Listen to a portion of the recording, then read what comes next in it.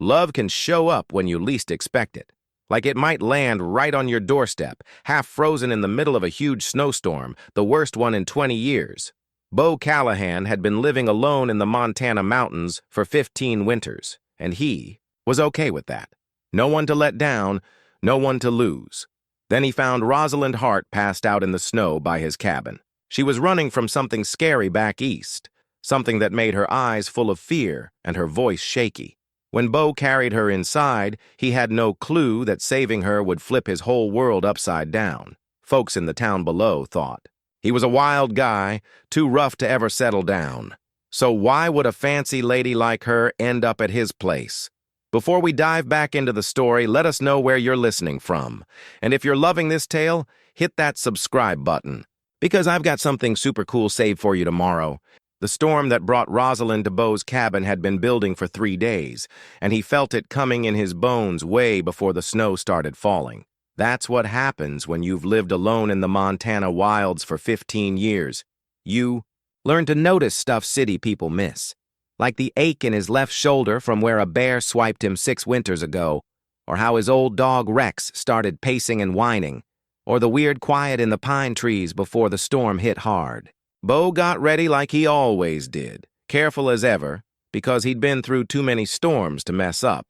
He stacked chopped wood up to the cabin's roof, stored enough dried meat and beans for a month, got oil for the lamps, and checked his bullets.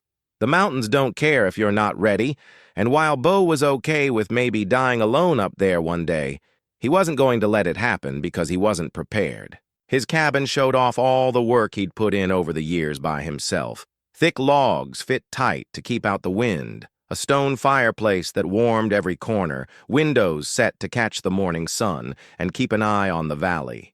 It wasn't fancy like the world he left behind, but it was his, built with his own hands from trees he cut down himself. At night, when the work was done and the fire was just glowing coals, he'd sometimes pull out his old leather journal and write about his day. Not mushy stuff, but practical things like the weather, where animals were moving, or which plants grew where. People who met him, like the traders who bought his furs every spring or the lost travelers he helped find their way, thought he was just a rough mountain guy with no education. They saw his big beard, his plain clothes, and how he didn't talk much and figured he couldn't read or write. They didn't know he used to be Jacob Bogard Callahan, a college-educated guy from a rich Virginia family who once wore nice suits and charmed fancy ladies in rooms that smelled like flowers and money, but that life felt like someone else's. Now, faded like the old family picture he kept wrapped up in his army trunk. Up here, he was just Bo, a guy who could read the weather, track animals, and make it through another winter. He traded with the Blackfoot people in the summer, speaking their language better than most white folks bothered to learn.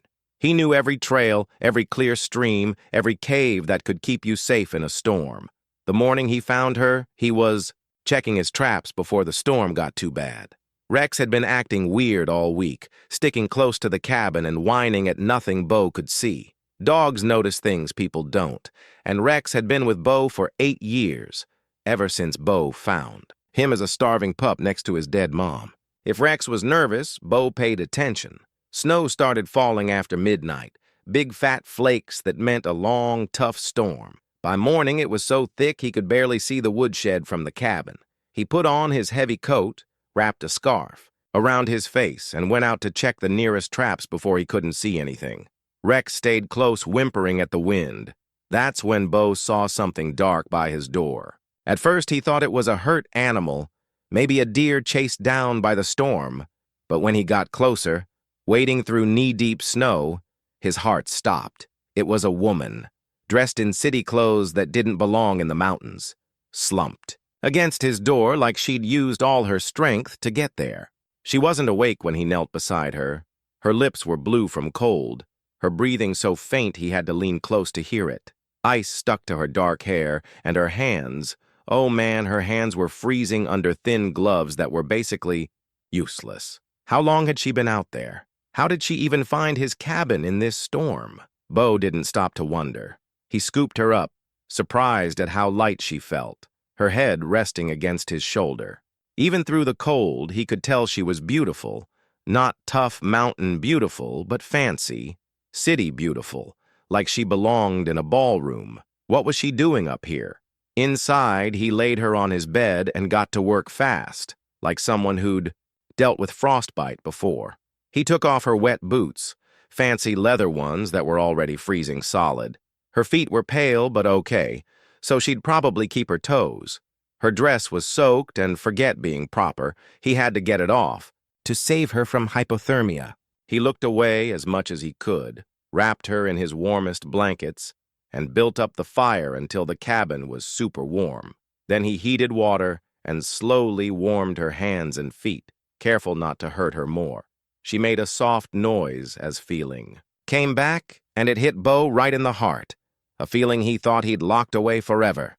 For 3 days, she was in and out of sleep while the storm roared outside. He gave her warm broth when she was awake enough to sip it, checked her hands and feet for damage, and changed her blankets when she got sweaty from fever. When she was out of it, she mumbled words he couldn't quite hear, sometimes saying names like Marcus or Father in a scared voice. Once, she kept whispering, "Please don't," in a way that broke his heart, and he ended up stroking her hair and talking to her like she was a scared kid. On the 4th morning, her fever broke, and she opened her eyes, bright green, the clearest he'd ever seen. They stared at each other for a bit, not saying anything. She looked around at the rough cabin walls, the bear rug by the bed, the smell of pine and smoke everywhere, then back at him. "You saved my life," she said, her voice soft but fancy, like someone from a big city. "The storm would have got you if I didn't," he said, suddenly noticing how rough he looked, how his voice sounded after days of quiet. She tried to sit up, winced, and touched her head. "How long have I been here?" 4 days. "Storm's calming down, but there's still a ton of snow." Her eyes got wide, maybe with panic. 4 days? I have to." She tried to get up, but he gently pushed her back down. "You need to rest. Whatever you're running from, it can't follow you in this weather." The way she looked at him then, so grateful and relieved, made him feel something he hadn't in forever. When was the last time someone looked at him like that? When was the last time he felt like more than just a guy hiding from the world? "I'm Rosalind," she said quietly. "Rosalind Hart." "Bo Callahan," he said, and she looked at him, waiting for more. "You're safe here. Whatever brought you up this mountain in the middle of winter, whatever you're scared of, it can't get you here." Her face softened, and he saw tears she was trying to hold back. "Thank you, Mr. Callahan. I don't know how I'll ever pay you back for this." He got up and went to the stove, feeling weird about how her gratitude made him feel needed for the first time in years. "Rest," he said a bit gruffly. "We'll talk when you're stronger." But as he got busy making food, he could feel her watching him, and he moved more carefully, noticing how his hands looked cutting bread, how his voice sounded when he spoke. She was already changing things, just by being there, making him see himself differently. Outside, the wind was slowing down, but inside the cabin, something new was starting to grow. By the end of her first week, Rosalind was strong enough to help with little chores, even though Bo could tell it tired her out. She moved carefully, like someone still getting better, but her shoulders showed she was tough inside, even if she looked fancy. She made an apron out of one of his old shirts and started cooking, saying it was the least she could do to thank him. "You don't owe me anything," he told her the first morning she tried making breakfast, watching her struggle with the heavy iron pan. "Maybe not," she said, focusing on not burning the cornbread. "But I don't like taking help without giving something back." Charity? That word hurt more than it should have. Was that how she saw his help? He pushed the thought away and went to check his traps, leaving her to figure out the kitchen. The morning she said she was leaving, a cold snap hit, making the air sharp. Bo was chopping wood behind the cabin when she came out, wearing his spare coat that was way too big for her. "The weather's getting better," she said straight out. "I should go." His axe hit the log hard. "Go where?" "West. Maybe California. Somewhere I can start over." He looked at her, seeing the stubborn set of her chin, but also the worry in her eyes. "You gonna walk there?" "I'll figure it out. I always do. In those fancy boots that almost froze your feet off?" He yanked the axe free and split another log harder than he needed to. That's crazy talk. She stood taller. I'm not crazy, Mr. Callahan. I might not fit in here, but I'm not helpless. Didn't say you were helpless. Said leaving now is dumb. He put down the axe and faced her. Whatever you're running from followed you this far. It won't stop easily, but it can't track you through deep snow, and it sure can't survive up here without knowing the land like I do. Something flashed across her face. Maybe fear, maybe hope. You think I'm in that much danger? I think a woman doesn't climb this far into nowhere unless she's running from something worse than dying alone on a mountain. The words hung in the cold air. Rosalind pulled his coat tighter, looking lost for a moment, and Bo wanted to hug her. Instead, he grabbed his axe and went back to chopping. The storm blocked the main trail, he said, not looking at her. It won't be clear for weeks. Maybe not till spring. You're stuck here, like it or not. When he looked up, he expected her to be mad or sad, but she looked almost relieved. That afternoon, he went to get her stuff from where he'd stored it to dry, planning to move it to a small room for her privacy. Her bag had been soaked when he brought her in, so he'd emptied it to keep things from getting moldy. It had normal travel stuff, some clothes, a fancy silver brush and mirror, a purse with more money than most mountain folks saw in a year. But at the bottom, wrapped in tissue paper, he found something that stopped him. It was a wedding dress, or what was left of it. The silk used to be white, but was now dirty and torn. The fabric was ripped like someone had slashed it in anger.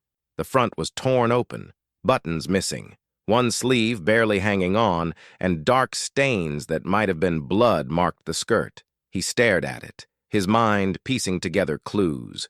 The fear in her mumbling, how she flinched when he moved fast, the panic when she realized how much time had passed. Oh, God! He turned to see Rosalind in the doorway, her face pale as snow, staring at the dress with so much pain it hit him like a punch. Rosalind, you weren't supposed to see this. Her voice was a whisper. I should have thrown it away. I should have burned it, but I couldn't. The dress fell from his hands. In 3 steps, he was across the room, pulling her into a hug. She leaned into him, crying hard, her sobs shaking her whole body. He stroked her hair, whispering soft words like he would to calm a hurt animal. Tell me, he said when she calmed down. Tell me what happened. She pulled back enough to look at him, her eyes red but steady. His name's Marcus Thornfield. We were supposed to get married, a deal between our families. I thought it was what I wanted. He was good-looking, rich, everything a girl's supposed to want. Her voice got hollow, making Bo's jaw tighten. But as the wedding got closer, he showed who he really was. Little mean things at first, like saying I'd need to learn my place, that wives should be quiet. When I said maybe we should wait, She touched her throat. He made it clear I didn't have a choice. The dress. Our wedding night was supposed to be a week ago. When I tried to leave, when I told him I couldn't do it, Her voice broke. He said if I acted like that, he'd treat me like it. He tore my dress, hit me. If his mom hadn't come looking, I think he might have...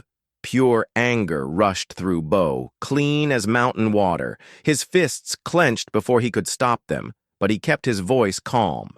How'd you get away? I waited till he was drunk, partying with his friends. Grabbed what money I could and ran. I've been traveling for 2 weeks, avoiding main roads, paying for rides with whatever I had. When I heard about mountains, where you could disappear, I thought I could vanish like some storybook hero. Instead, I almost froze on your doorstep. Instead, you found me. She looked up at him, her eyes so trusting and grateful it shifted something deep in his chest. You saved me from more than the cold, Bo. You gave me my life back. He gently touched her face, wiping away tears. Rosalind, a guy like that, with money and connections, won't let you just disappear. He'll send people after you. I know. Her hand covered his. That's why I have to keep moving. I can't stay and put you in danger. No way, he said, rougher than he meant. You think I'd let you walk back into that storm?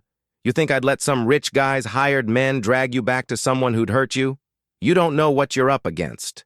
I know enough. I know Marcus Thornfield's about to find out what happens when he messes with what's mine. The words slipped out, heavy with meaning neither was ready to say out loud. Her eyes widened, searching his face. Yours, she whispered. Instead of answering, he kissed her. It was supposed to be gentle, just to show he'd protect her, but it turned into something more, like 15 years of loneliness poured out. She melted into him with a soft sound, half surprise, half relief, and he kissed her deeper. When they pulled apart, both were out of breath. Her hands gripped his shirt, and her eyes made his heart race.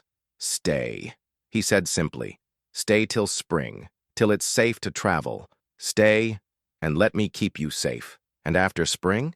That question hung over them. Could a fancy city lady live with a mountain hermit? Could he ask her to give up her old life for someone who'd forgotten how to live with people? But holding her now, feeling how right it was, those questions didn't matter as much as the fact that she was here, safe, and he wasn't alone for the first time in 15 years. "We'll figure it out," he said, and kissed her again to seal the promise. That kiss changed things, but not everything. For days they were careful around each other, avoiding little touches like passing the salt, super aware of the small space. But living together made things easier, and the awkwardness turned into something warm and comfy. Rosalind jumped into learning mountain life. She took over cooking, and while her first tries were a mess, she got better fast. She watched Beau's routine, how he kept the fire going all night, read the sky for weather, stored food for winter. "Show me," she'd say all the time. "Show me how to chop kindling without losing a finger. Show me which plants fix a tummy ache and which are poison. Show me how to read tracks in the snow so I know what's out there at night." Beau started seeing his world through her eyes. Stuff he'd ignored, like how morning light sparkled on icy windows, the quiet sounds of the mountains, the pride of doing a job well, felt new when she noticed them. She learned fast and wasn't afraid of hard work, even if her hands got blisters and her back hurt from chores he found easy. He caught himself watching her more than he needed to, liking the way her jaw set when she tackled something tough, how she tucked her hair back when she was focused. "You're staring," she said one afternoon, trying to feed the fire without smoking up the cabin. "Sorry," he said, but didn't look away. "It's just, you're not what I expected." "What did you expect?" He thought about it, watching the firelight on her face. Someone who'd break easy, I guess.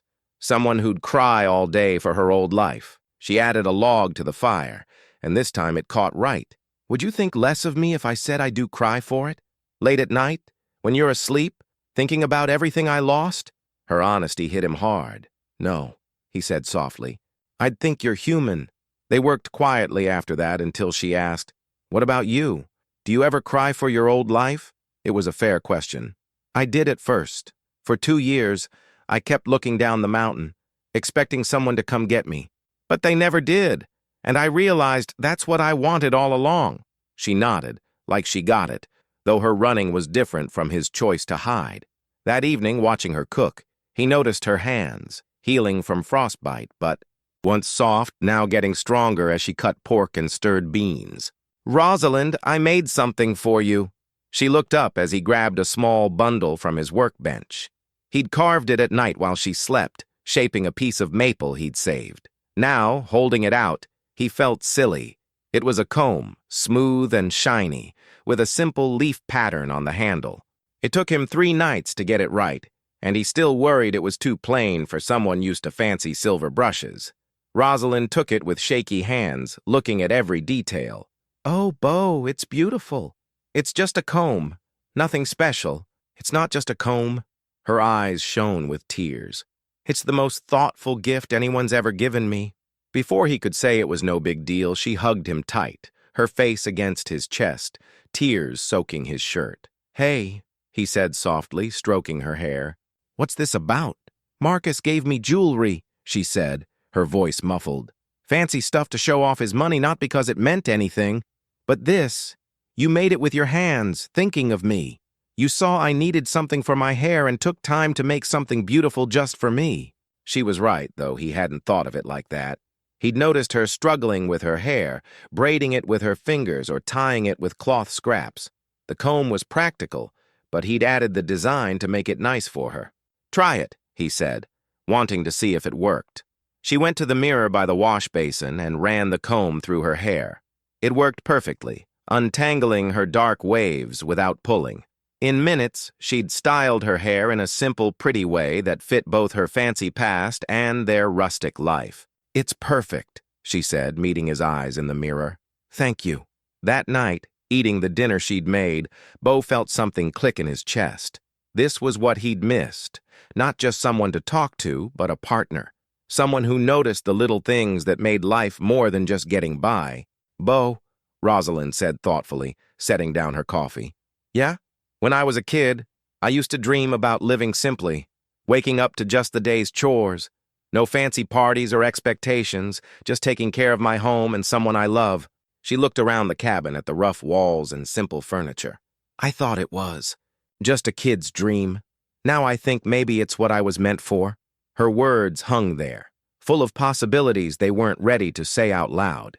Outside, the wind rattled the windows, reminding them of the tough world outside their cozy cabin. But inside, in the warm firelight, something special was growing, something that might be strong enough to face any storm.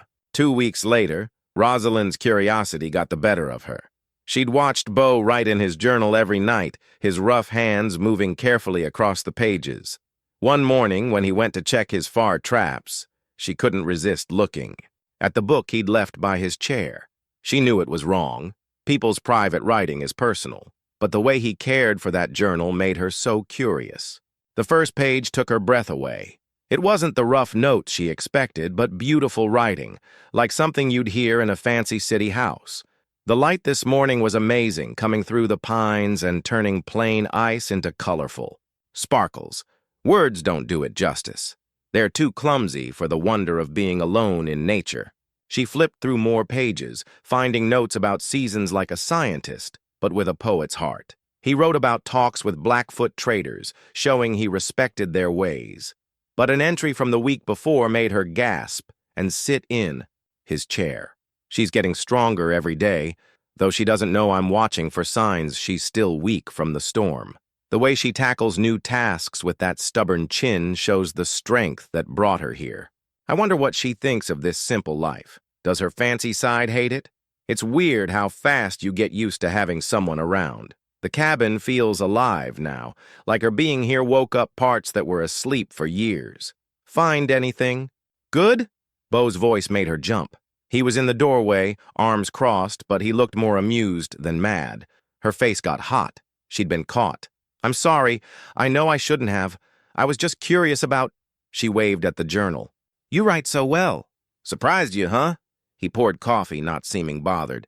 "Most folks think a mountain guy like me can't even write his name." "That's what I thought," she admitted, closing the journal carefully. "I figured you were just writing about animals or supplies. I do that too. But up here, with just your thoughts most of the time, you either find meaning in little things or go crazy from the quiet." She looked at him, seeing him differently. "You weren't always a mountain man." It wasn't a question. "Nope. I was Jacob Bogard Callahan once. Son of a Virginia farmer, went to a fancy college, expected to run the family business and marry a proper lady. What happened?" He was quiet so long she thought he wouldn't answer. Then he pulled out a small, tarnished photo in a cracked frame. It showed a younger Bo, clean-shaven and fancy, standing behind a beautiful woman with a baby. A little boy, maybe 3, stood beside her, all smiling, love clear even in the stiff photo. "My wife, Catherine," Bo said softly. "My sons, Thomas and baby James." Rosalind looked up, understanding and sadness hitting her. "A fever hit Richmond in 1858. Catherine and the baby died days apart. Thomas lasted another week." His voice was steady, but his eyes showed old pain. "I buried them, sat through people's sorries and their food, tried to keep running the farm like nothing happened. But everything was different. I'd wake up expecting Catherine's humming or Thomas talking about school. I'd set the table for 4, buy candy for boys who'd never eat it." He took the photo back, looking at it closely. "After 6 months, I was either going to drink myself dead or worse. So I sold everything, got supplies, and came west. And you've been alone ever since. 15 years this spring. It was good. Honest work, clean air, no ghosts in old rooms." He looked at her, his eyes making her heart skip. until you showed up and reminded me what it's like to care about someone else's comfort more than my own."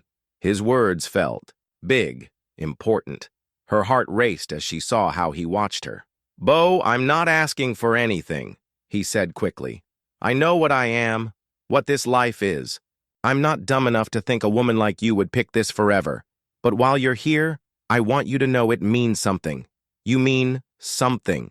Instead of talking, she stood and walked to him.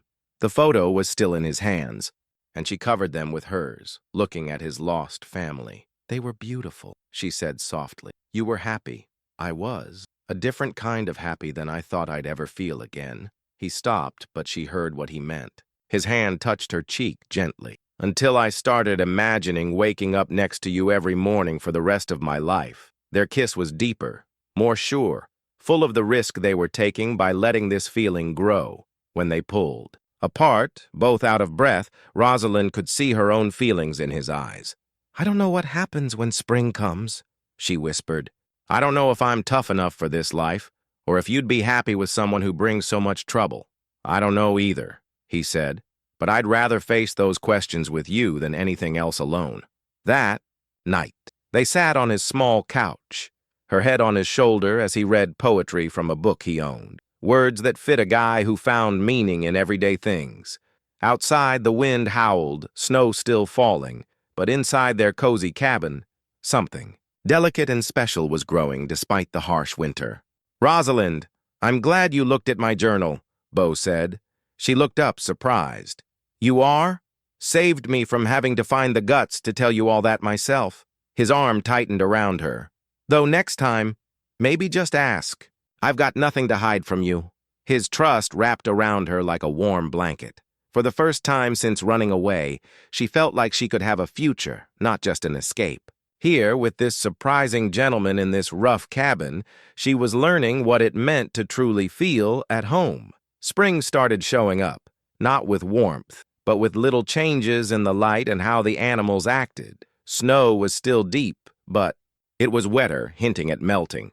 Ravens sounded different, and Rex wandered farther on walks, sniffing new smells in the air. "Won't be long now," Bo said one morning, looking at the sky from the cabin steps. "Another month, maybe 6 weeks, and the trail will start clearing." Rosalind, hanging laundry on a line he'd set up, froze. They'd been living in a bubble, focused on daily life and their growing closeness. The future had felt far away, but spring brought big questions. "The trail to where?" she asked, knowing the answer. Town, civilization, the world outside this mountain. He stood beside her, solid and comforting, even as his words stirred worry. Time to think about what's next. She smoothed a shirt on the line, taking her time. "What do you think should come next?" "That's not just my call," he said carefully.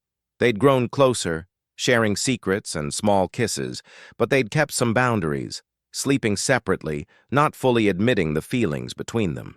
"Bo, I need to tell you something," she said, turning to him. "About my life before, what I'm really running from." His face got serious. "Okay. Marcus Thornfield isn't just rich. His family has ties all over with tough guys who don't care how they get what they want. When I ran, I didn't just embarrass him. I cost him a big dowry and a business deal he needed." Bo's face showed he understood the danger. "How big? $50,000 and a railroad contract that would have made him super powerful." Her voice dropped. "He won't let that go, Bo. Guys like him don't lose gracefully. Guys like him don't leave their fancy offices," he said, but his eyes showed worry. "You think he'd send people this far? I think he'd send them anywhere to get what he thinks is his." "His?"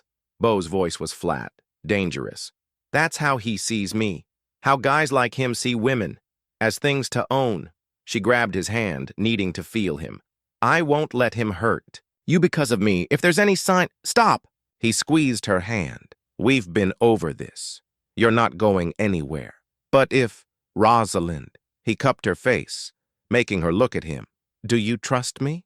"Of course." "Then trust me to keep you safe. Trust me to handle this. No rich guy and his hired men are taking you away from me." His confidence should have calmed her, but fear lingered. You don't know what kind of men. I know exactly what kind. His face hardened. You think I spent 15 years up here just trapping? You think the Blackfoot taught me their language because I'm nice? She saw something new in him, a readiness for trouble. What aren't you telling me? Same. Thing you didn't tell me about Thornfield's connections, I guess. He kept her hand but let go of her face. There's stuff in my past that's not about farming or family sickness. Stuff that might help if trouble comes.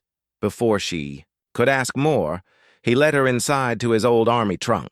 She'd seen him get clothes from it, but now he pulled out a gun belt, a rifle she didn't know he had, and a small box that clinked. My dad's rifle, he said, pointing to the one she knew. This one's mine. The new rifle looked sleeker, used a lot, and the gun belt had a revolver that looked well cared for.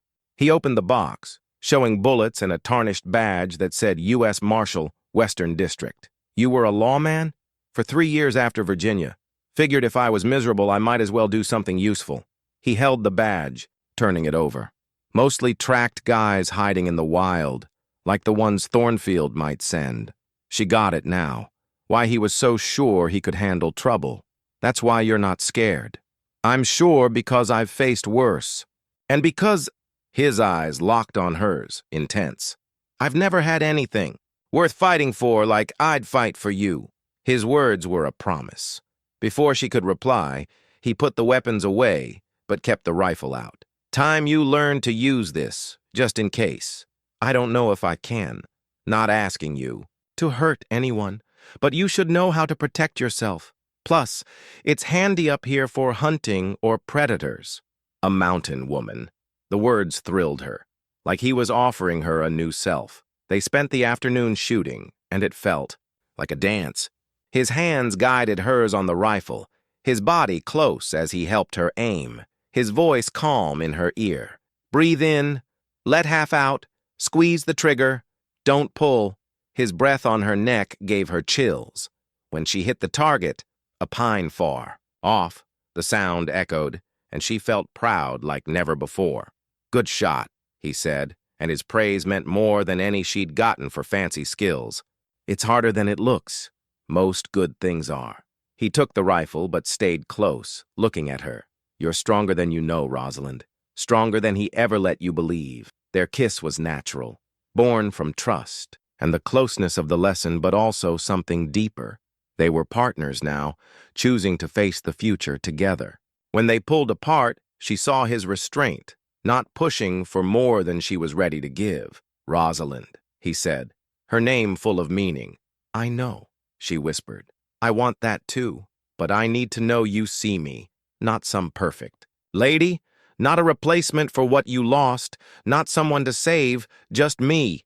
He framed her face gently. I see a woman who walked into a blizzard to save her spirit. I see someone who learned to chop wood, build fires, shoot straight, because it kept her alive. I see someone brave enough to trust a stranger, strong enough to start over, stubborn enough to argue when she thinks I'm wrong. His thumb traced her jaw. I see you, Rosalind Hart, exactly as you are. That night, eating dinner by the fire, things felt different. They weren't just hiding together waiting for spring. They were building something real, choosing each other. What happens if they come? She asked as they got ready for bed. If Marcus sends men? Bo. Check the door and shutters, something he'd started doing more carefully.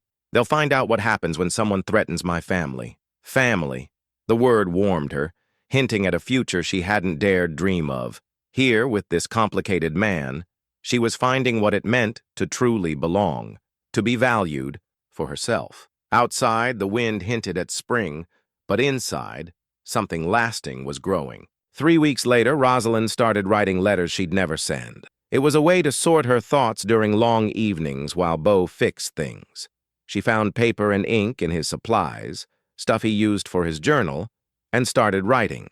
To her sister Margaret in Boston, trying to explain her new life. Dearest Margaret, one began, you probably think I'm dead or crazy for disappearing, but I hope you'll get why I had to choose between a slow death in a fancy prison or taking a chance on real freedom. I found love and myself in the strangest place. She never finished the letters. How could she explain Bo to someone who only knew fancy parties? How could she describe the joy of hard work, quiet evenings, or how her heart raced when he looked at her? But writing helped her understand herself, how her old life had slipped away. The woman who worried about gloves for visits felt like a stranger. This new her, strong, capable, in love, felt real. "What are you always writing?" Bo asked one evening, fixing a snowshoe. "Letters to my family, but I won't send them." "Why not?" She put down her pen. "What would I say? That I love a mountain hermit? That I'm happier chopping wood and cooking than I ever was planning parties? You could tell them you're alive and safe. They probably think I'm dead. It might be kinder to let them think that than tell them what I've chosen." He looked at her, his gaze intense. "What have you chosen, Rosalind?" Her heart beat faster. "I've chosen you. This life, this place, you. All of it." The snowshoe dropped as he stared. "You sure? Spring's coming, the trail will clear. You could go anywhere, start fresh where no one knows you." She walked to him, taking his face in her hands.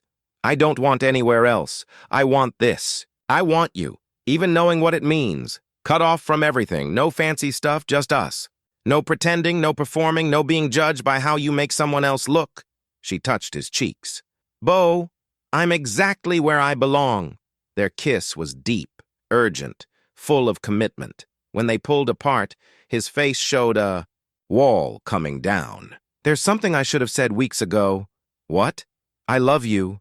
The words burst out like he'd been holding them in forever. "I love your courage, your stubbornness, how you tackle every challenge like it's personal. I love how you've made this cabin a home, not just a shelter." She kissed him again, pouring her feelings into it. "I love you too," she whispered. "I think I have since you carried me inside and I saw kindness in your eyes, not the cruelty I was used to." That night changed everything. Not physically. They still slept apart, though closer now, but emotionally. The last barriers fell, leaving them open, vulnerable, and all in for their future. The next morning, visitors came. Bo was chopping wood when Rex barked loudly, the kind he saved for strangers. Through the window, Rosalind saw 3 riders coming. Up the snowy trail, their fancy clothes and steady pace chilling her blood. "Bo," she called, keeping her voice calm. "We've got company." He was at her side in seconds, calming her panic with his steady look. "Friends of yours?" "I don't think so." "Then they're not welcome." He checked his rifle and revolver. "Stay away from the windows. There's a rifle behind the bed loaded." "What are you gonna do?" "Talk to them. See what they want. How reasonable they're feeling." He paused at the door, looking back with love and strength. "Rosalind, whatever happens, know I meant every word I said last night." He went outside with Rex, moving like someone who'd faced danger before. Through a crack in the shutters, she saw him stand in the yard, rifle ready but casual, looking in control. The riders stopped at the clearing's edge. Their leader, a tall guy in a fancy coat that looked silly in the wild, called out, polite but threatening. "Morning, friend. We're looking for someone and we heard you might help." "Depends." "Who and why?" Bo said, his voice clear. "A young lady, Rosalind Hart, about 25, dark hair, pretty. Her family's worried sick." Rosalind heard the lie in his voice, but Bo played dumb perfectly. "Haven't seen anyone like that. Don't get many visitors up here, especially ladies." "That's odd," the man said, his threat clearer. "Now, we tracked her here, and there's nowhere else she could have gone. Maybe she turned back. Easy to get lost out here." There was a pause as the men looked at each other. Then the leader's voice got hard. "We know she's here, and we're not leaving without her." Bo's stance shifted slightly, his grip tightening. "Guess we've got a problem." Everything happened fast. 3 shots rang out, 2 from the riders, 1 from Bo. When the smoke cleared, 1 man was dead in the snow, and the other 2 rode off fast, leaving their friend behind. Bo stood still, rifle up, Rex growling, but blood seeped through his shirt sleeve, making Rosalind's heart stop. "Bo!" She ran to him before he could stop her. "I'm okay," he said, pale. "Just a graze." He checked the dead man's pockets while she pressed her apron to his arm. "What are you looking for?" "Answers." He found a leather folder and opened it, his face turning hard. "Well, heck. What is it?" He handed her the folder. Your Mr. Thornfield's been busy. Inside was a wanted poster, not a cheap one, but fancy, with a good drawing of her and lies about her crimes. Theft of $75,000, assault, robbery, called dangerous and unstable, with a $5,000 reward, dead or alive. Bo, this is all lies. I know. He handed her another paper, a letter making Thornfield a special marshal, giving him power to chase her legally. He bought a badge to hunt you. The third paper was worse. A report on Bo with his real name, his marshal past, even a sketch of his cabin. How'd they know all this? Money talks. Bo gathered the papers, shoving them into his coat. We need to get inside. Those two won't give up. They'll bring more. Inside, he checked his old marshal gear with quick skill, his wounded arm not slowing him. Let me fix that, she said, reaching for it. Later, we need to know how much time we have. He spread the papers on the table, studying them like a battle plan. This changes everything, Rosalind. He's not just a mad fiancé. He's got the law on his side now. But it's lies. Doesn't matter. The warrant says you're a criminal. He looked at her, love and worry in his eyes. We can't fight the law when he's written it. The truth hit her hard. What do we do? He stared at the papers, then spoke calmly. We disappear. What? We fake your death. Maybe an avalanche or a fall. Something that leaves no body but enough proof you're gone. The idea was wild, but possible. It's worked before, he said.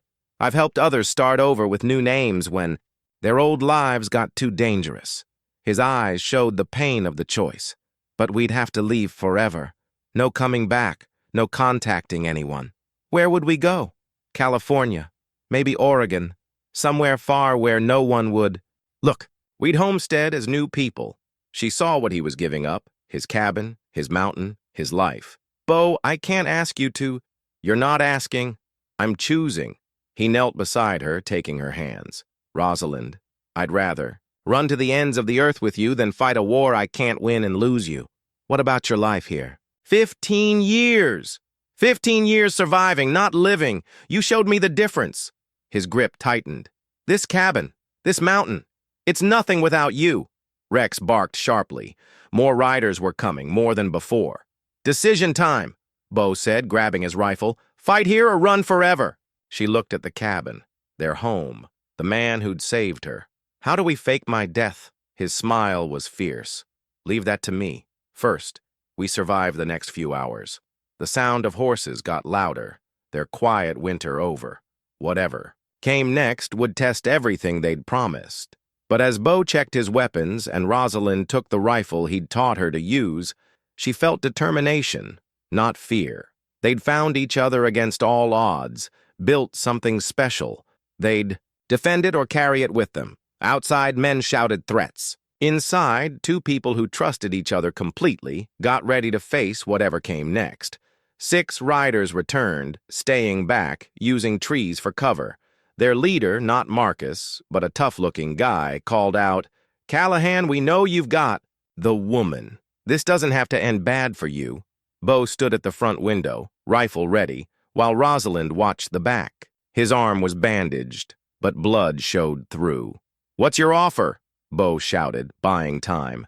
Give us Rosalind Hart, and you walk away. Maybe even get a reward. Thornfield's generous. And if I don't, we burn you out and take her. Bo glanced at her, calculating. 6 armed men, smart positions, not good odds. I need an hour to think, Bo yelled. You've got 30 minutes.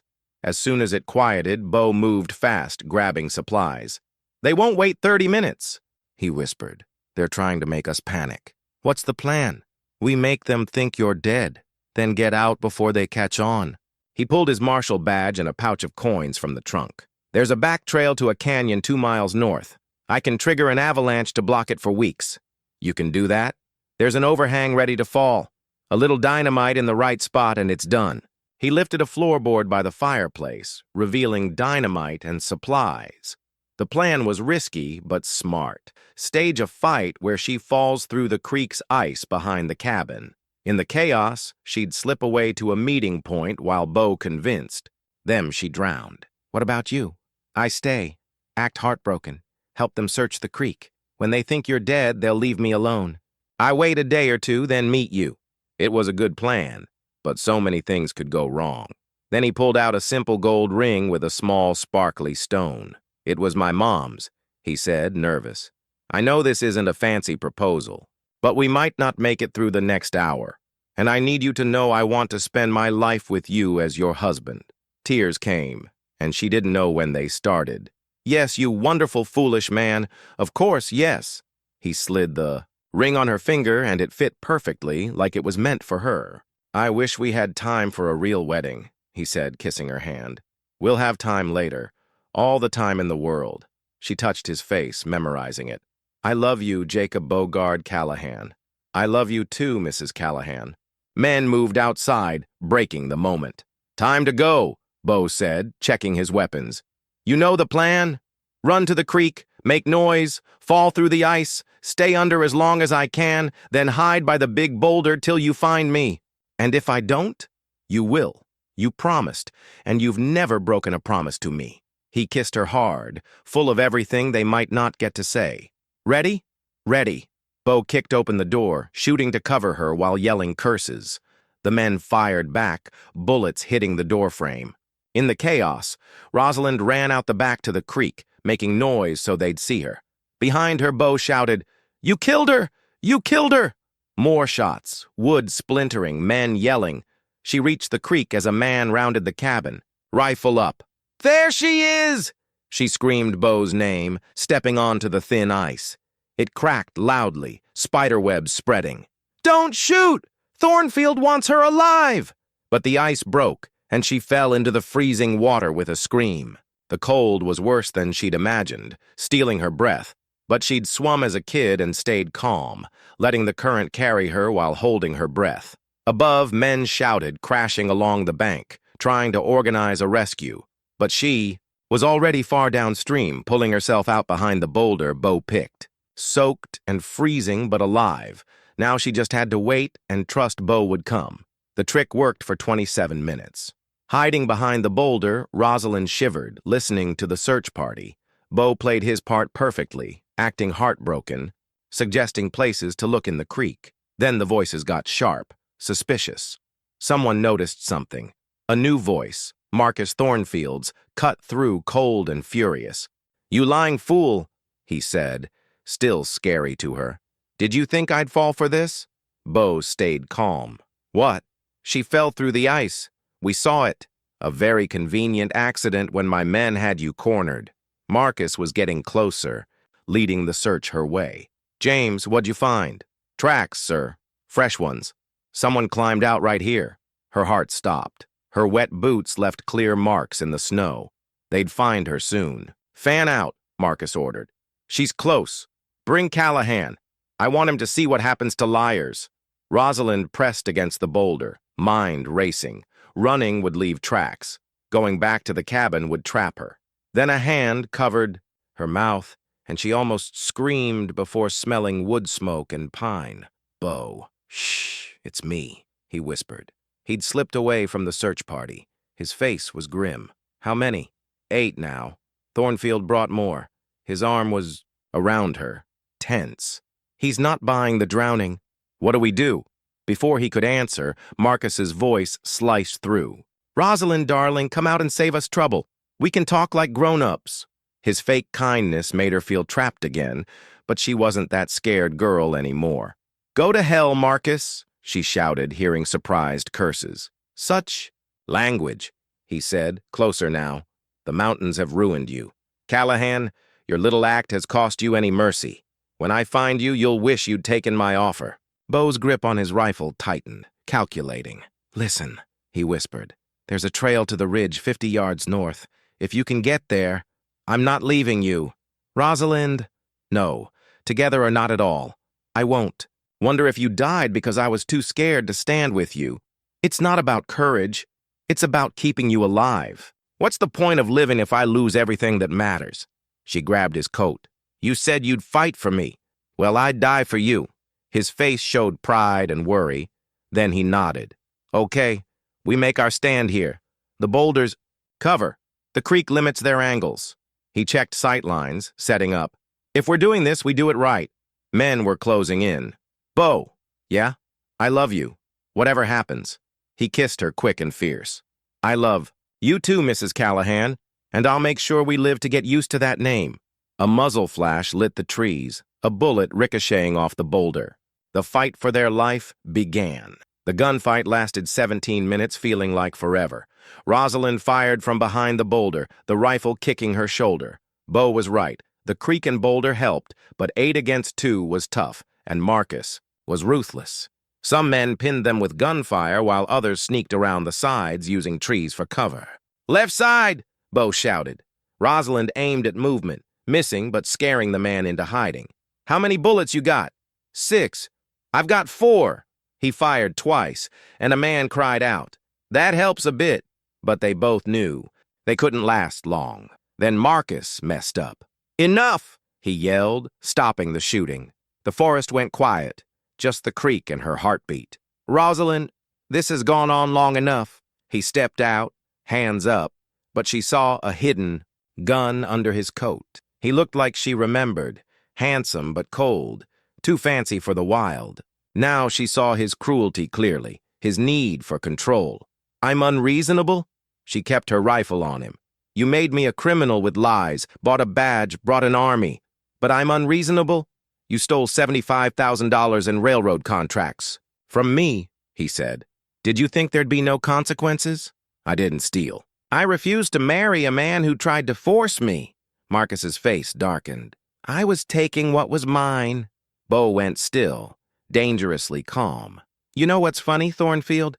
A guy who needs a fake badge to feel big, who needs 8 thugs to scare one woman. He shifted for a shot. Makes you wonder what else he's lacking. You're in no position to insult me, Marcus laughed. You're out of bullets, outnumbered, trapped. Surrender now and die quick, or my men have fun first.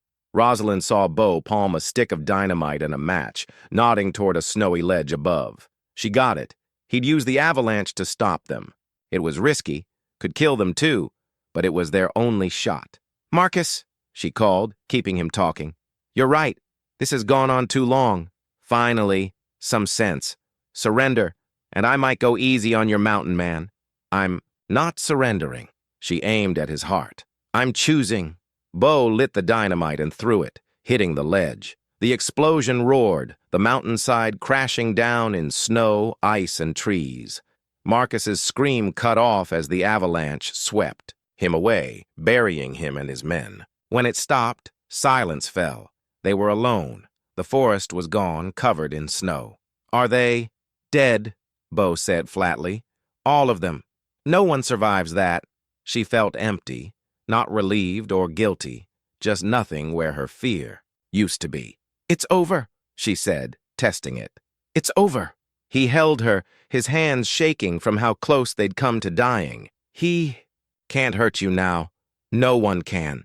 But as she hugged him, she saw the destruction. Their cabin, their peaceful winter, their love, all gone, buried like Marcus. They were alive, together, free, but homeless, with only their clothes and a long, tough journey ahead. In the aftermath, holding each other, they knew one story had ended and another was starting. Whatever came next, they'd build it together. 6 months later, Sarah Callahan stood on the porch of their half-built cabin in Oregon, watching her husband, Bo, guide oxen through their wheat field. The land stretched wide, green hills under a huge blue sky. She wasn't Rosalind Hart anymore.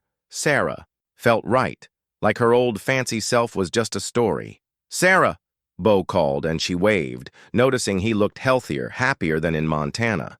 Their new land was good, with a view of distant mountains. Their cabin was simple, but theirs, built with love. Neighbors, the Andersons, lived nearby, helping them settle in.